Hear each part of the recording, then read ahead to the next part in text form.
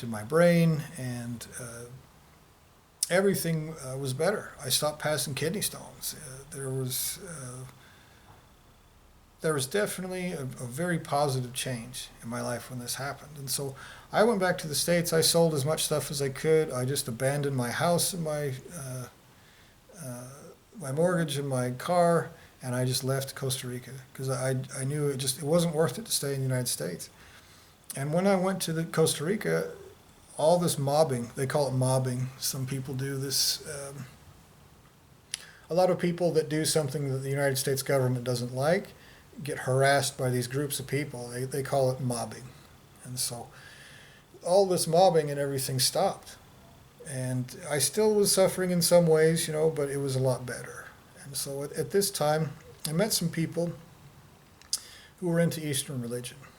And they invited me to India to go with them, and I decided to go with them, and I saw these people that are called enlightened people, who I used to have an extremely positive opinion of them. Like, I just felt like when I first met Amma, is one of these enlightened people, I could feel love coming off of this person, like heat coming off of a heater. And I had never experienced anything like that in my life. And I thought, this is proof of God.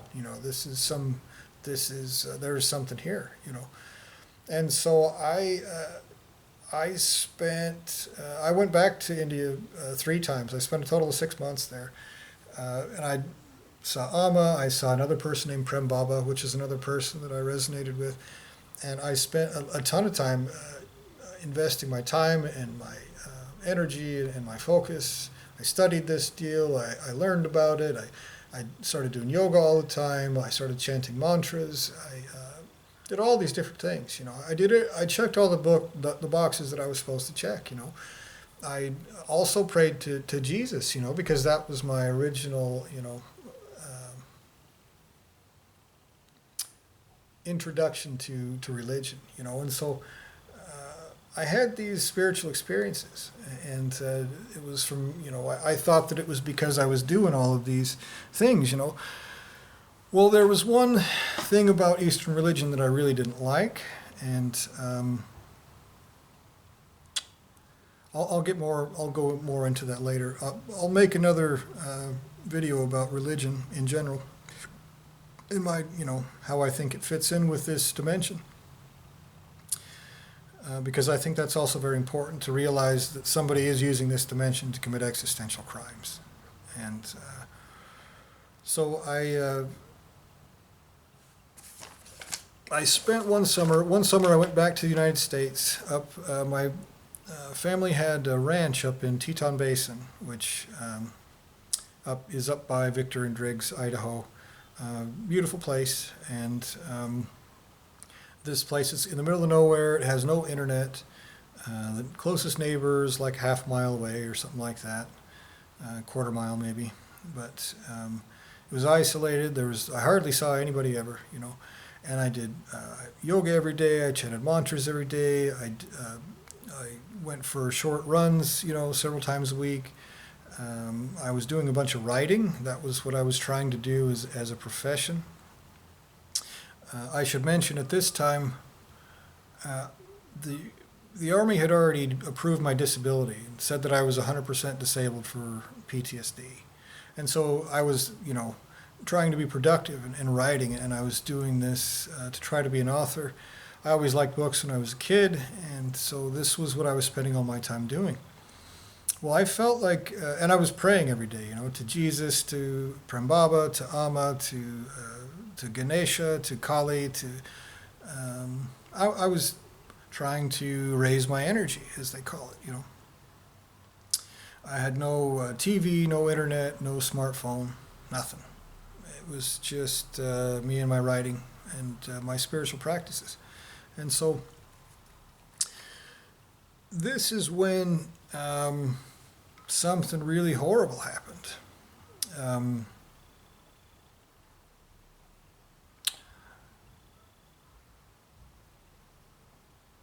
As I was in a state of high energy, high focus and awareness.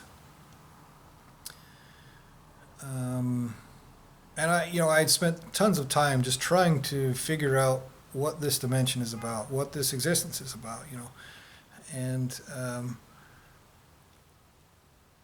all of a sudden it felt like, and this is really difficult to explain,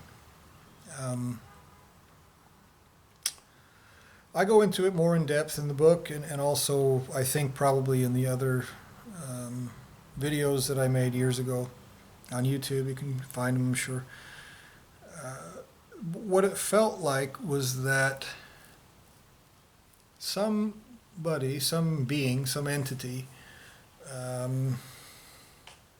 reached down and unlocked something in my brain, is what it felt like.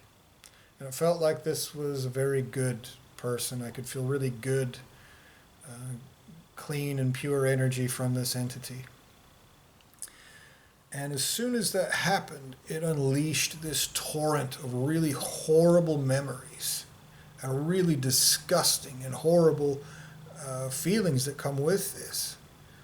And it was, these memories were basically, if you've ever heard of MK Ultra and the horrific and terrible things that they do to people, the United States government has been caught red-handed doing to people.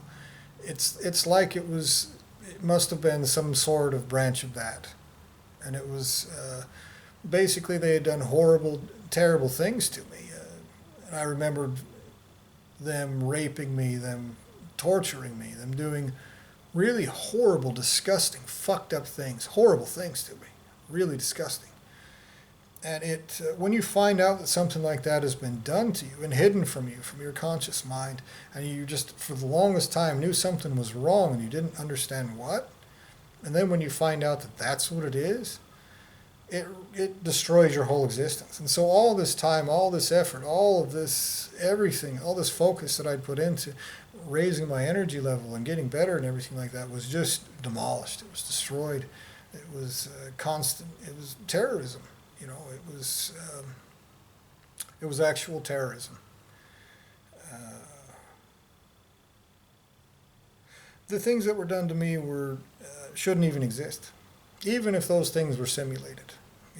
Even if it never actually happened and they just bombarded me with these memories, which I don't think is the case. There were a lot of physical things that I saw that I wondered about for years before this took place that were affirmed by these memories. And again, I go into that in depth in the past, but in any case, these things shouldn't exist. They're existential crimes. It's not a joke, it's not a game, it's not a learning experience. It is actually genuinely the creator of this dimension doing sick, twisted, sociopathic things to an innocent that he's trapped in a hole and tortured because he's a child molester. That is what is happening to me. That is what has been done to me. Horrible, disgusting things by somebody who does not want me to make it out of this hole. Because they know that the consequences for these kinds of crimes are do not pass go, do not collect $200, do not go directly to jail. It's worse than death. Crimes of existence and creation have consequences of existence and creation. That is the truth. That is an undeniable fact.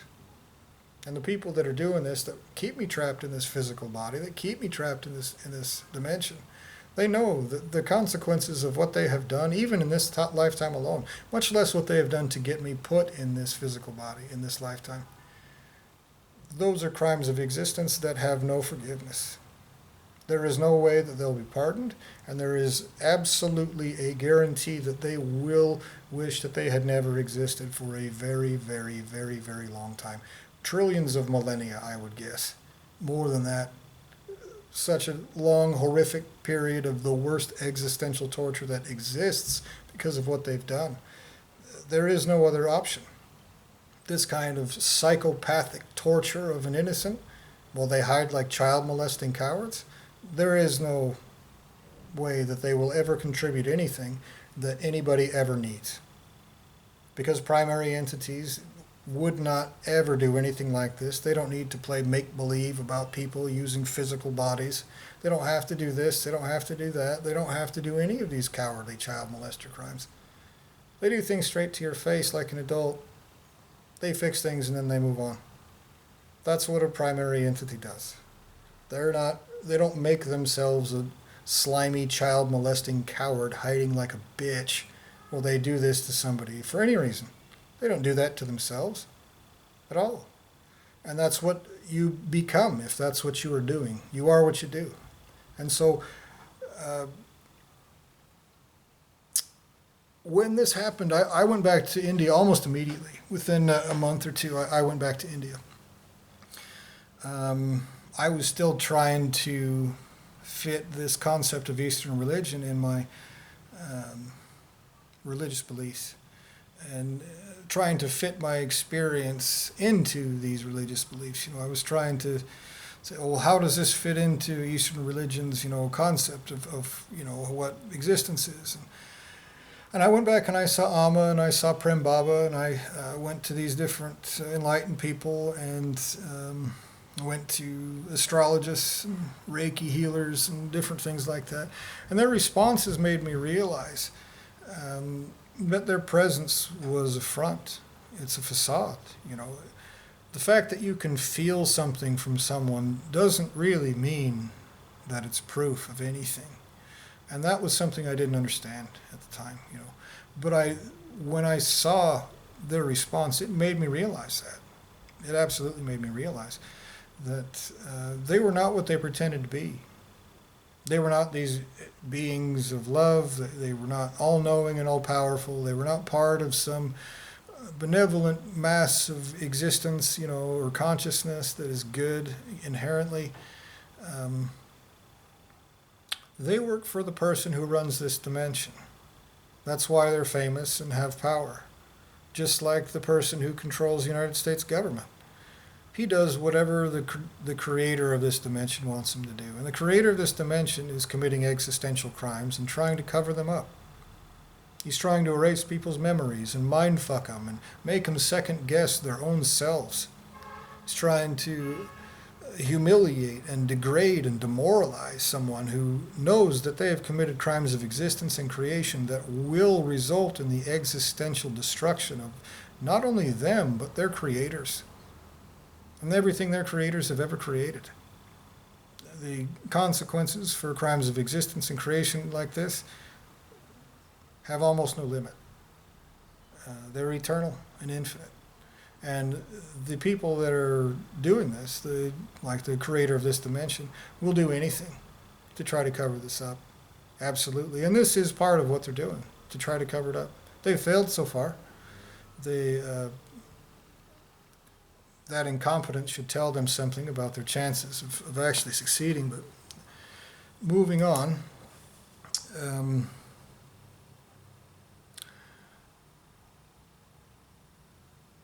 another thing that I realized about Eastern religion that I talked about, that I mentioned before, that I'll explain now. One of the things about Eastern religion that always bothered me, that I didn't really understand, was that they believe that there's only one thing that's ever existed, that it split itself into different entities, and that it did that to put them through experiences to learn about itself. That's the idea of Eastern religion, okay? Now, I kind of bought this at first, it kind of makes sense on the surface. But if you think about it, really, it's just not the truth. It just isn't the truth. If you create something else and then make it like something else, why do you have to torture me in this state so you can learn about you? It's a nonsensical argument, But here's the central tenet of Eastern religion, okay, is that they take being a person, personhood, and they take arrogance, which are two totally different things. Being a person and being arrogant, those are two totally different things, okay? You can be an arrogant person, obviously, but those are not the same thing. And they use a word called ego. and they tie that being a person to being arrogant. And they say, you know what your problem is you're only suffering because you're a person. And if you would just die as a person already, your suffering would be over. So that's what you should strive to do. That's the whole purpose of Eastern religion. And it didn't really click with me. Why? Well, I mean, it was obvious that I wanted to preserve my personhood, myself. I mean, self-preservation is not, it's not a bad instinct. You can go about that in bad ways for certain, but for them to call that self-preservation arrogance by using this term called ego to bridge the gap between personhood and arrogance it became obvious to me. At this point in time, I started to become very aware of the fact that it wasn't the United States government that was doing all this stuff to me. The only way that any of this stuff can happen in this dimension is if the creator of this dimension is making it happen. Okay? The person who created this dimension deliberately is forcing me through these experiences, and they're using this United States government as some supposed invincible, untouchable entity that no one can do anything about to commit these crimes. It's a form of subjugation to try to subjugate me existentially, to try to cover up these crimes forever, to try to kill me as a person, to try to cover up these crimes. This is what's happening.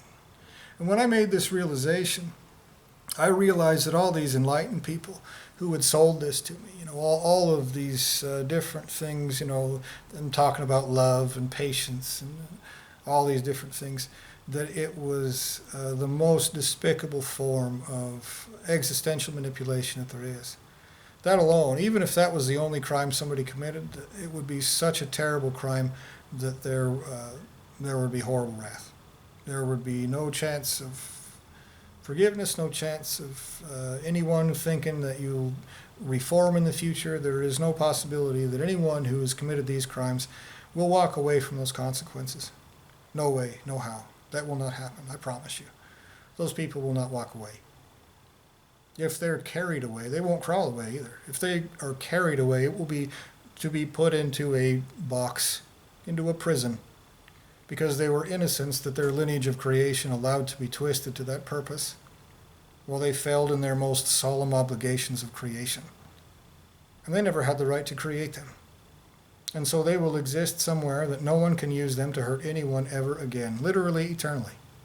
The very best that those entities could ever hope for is to be put in a place where they can never harm somebody like this again. The very best, the very pinnacle, if they're 100% innocent. And in their positions, I don't see how it's possible for them to write off all of this terrible stuff that's happening as some ridiculous concept like they're trying to sell, and tell people that they should just die as people already. And I don't think that even an innocent person could be twisted to that level of perversion, of existential perversion, to try to get other people to be decreated. I think that it's beyond that.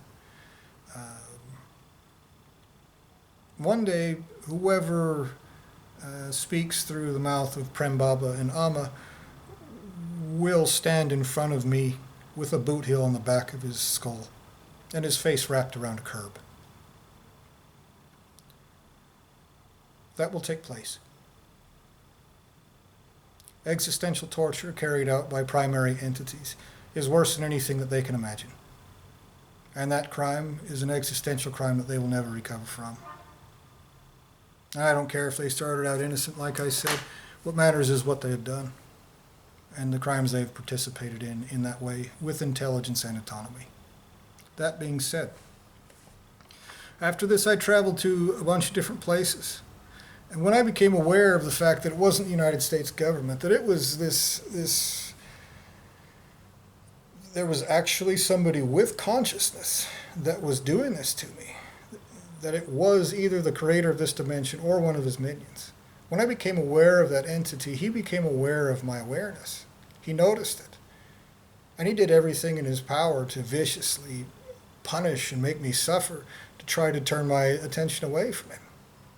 He's been making me suffer for this entire lifetime.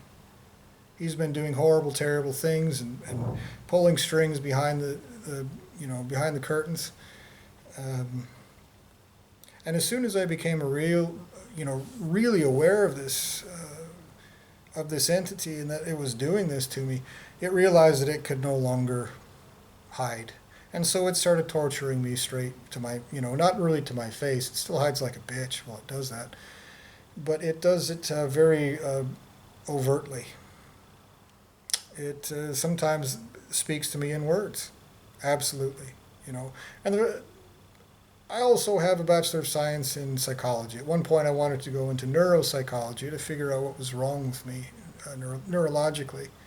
After I had learned about the United States government's manipulation, that was what I wanted to do. I thought, oh, well, I have to go and learn about it myself and try to figure out how to help myself. So I went in and got a Bachelor of Science in Psychology, and so I'm aware of all of the different diagnoses about, well, if you hear a voice, that means you're a crazy person. Because anyone who thinks that anything exists outside of this dimension is a crazy person. It's ridiculous. It's the most arrogant, asinine, ignorant thing. It's psychology in general. The things that I learned at Idaho State University, anyway, were absolutely ridiculous things. There were things that anyone with any intelligence should have rejected outright. I came away with a contempt for psychology after learning that in Idaho State University. And I understand that whether a human can actually physically see something or physically, if there is some physical thing that exists in this dimension, that doesn't mean it's the only thing that exists, and it doesn't mean that that's the only thing that can interact with you. And people who claim that they speak to angels or this or that, some people might think they're crazy, but psychologists would never dare to say that they're a crazy person. Now, what I'm saying is the person who created this dimension where there's irrefutably a ton of suffering, that person is a bad person. Oh my God, how crazy. How crazy to say that somebody created this place full of child molesters, war, and atrocities of every kind. How crazy it is to say that that person is bad. And for a long time, I didn't want to put something like this on the internet because I knew that maybe this child molester who runs this dimension might try to use this to, use some despicable psychologist to try to do something bad to me. To say, oh, you're crazy. That means we get to do this bad stuff to you. We got to put you in a hole. We got to, all this terrible shit. Like, it's not... it's a nonsensical thing that an adult human being should be able to see through and understand that there is someone that did create this dimension. And if it's somebody that, like me, if I believe that this dimension full of terrible stuff is created by a terrible person, that is a logical thing.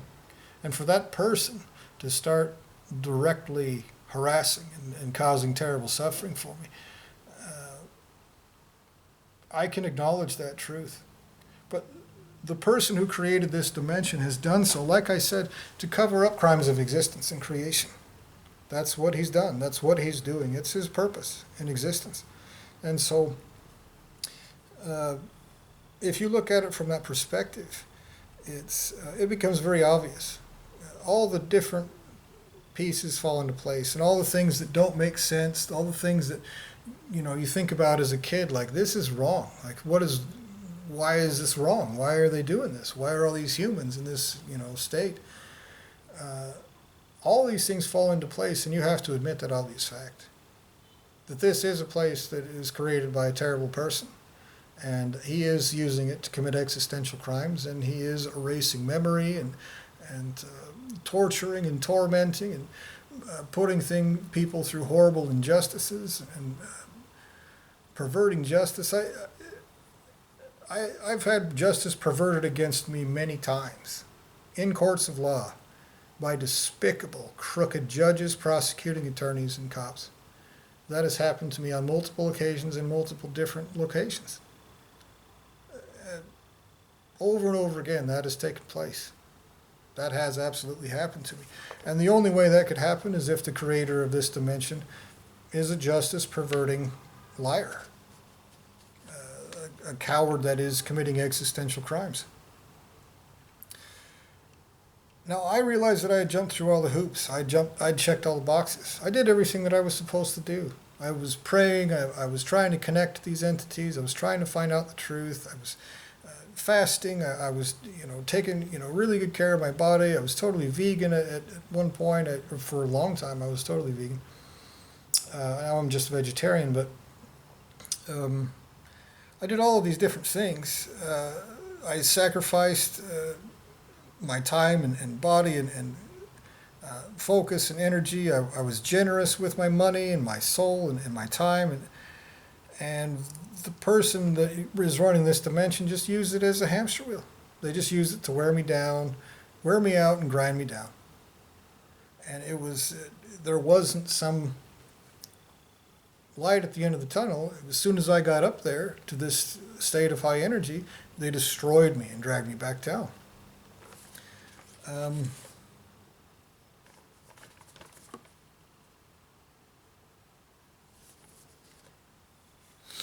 Now, this breakthrough that I had, that I realized that this was taking place, this happened about 9.5 years ago.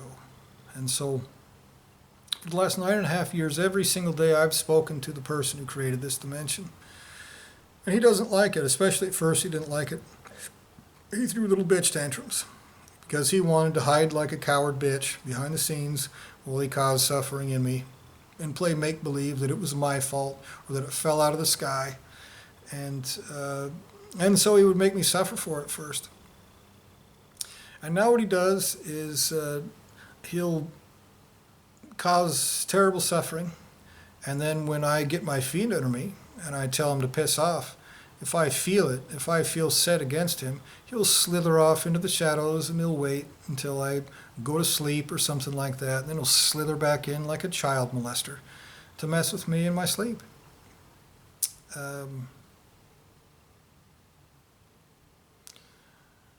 This happens to me every single day. This happens to me every single night. This is a constant state of my existence. And the child molester that is used to commit these crimes is a lesser entity. It's somebody that doesn't even really feel the kind of suffering that he causes. He's less than a person. He's more of a tool that is being used by somebody that wants to get away with these crimes, and so they use a tool so they don't get shit on their hands, and so they can hide further back than the coward who's even doing it. And this is what's happening in this dimension. Like I said, I'm sure that this will be the longest video that I have in this series. There's a lot of stuff that's happened to me, and I wanted to talk about all of it. And so